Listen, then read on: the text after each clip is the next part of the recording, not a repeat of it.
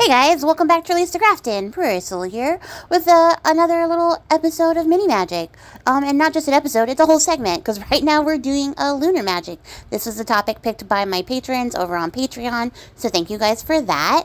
They chose to do lunar magic, and I really had to think about how I wanted to go with this, because I honestly could do like 7 months worth of mini magic on just the lunar magic stuff, because there's so much ground to cover. And I think I'll eventually add that into the rotation at some point.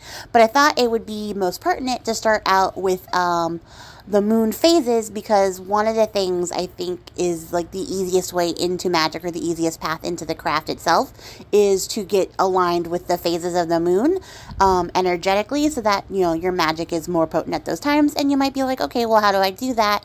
What's some ways I can work with the energies of the moon phases? And that's what we're going to cover in this segment. So if you are just joining us for mini magic, this is a segment where I make tiny little bits of art and then tell you a little bit of magic stuff. So we're going to cover the 8 moon phases and the entirety of the 29.5-day moon cycle. So we're going to jump into it because I don't have that much time. The new moon kicks us off on the very first day of the lunar cycle. So the moon is 1 day old at this point. Themes of the new moon would be new beginnings, cleansings, creations, resetting, connecting with your intuition. It's a good time to start new projects or develop new ideas. This would be a great time to do some brainstorming. It also is associated with rebirth and the sort of boundless potential that you have inherent within yourself. The vibe or the energy of this time is out with the old, in with the new.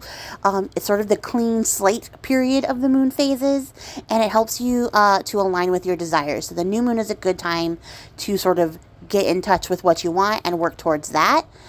Crystals that are associated with the new moon would be aquamarine, labradorite, and black obsidian. Some herbs that you can use at this time would be angelica, basil, lavender, rosemary, lemon, and mugwort. You have to be aware that the time of the new moon is energetically very low, so you don't want to do anything super high energy at this time.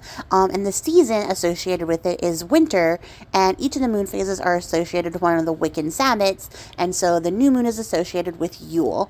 A goddess that you can work with during this time would be Eos, goddess of the dawn, and the tarot card for the new moon is the Fool.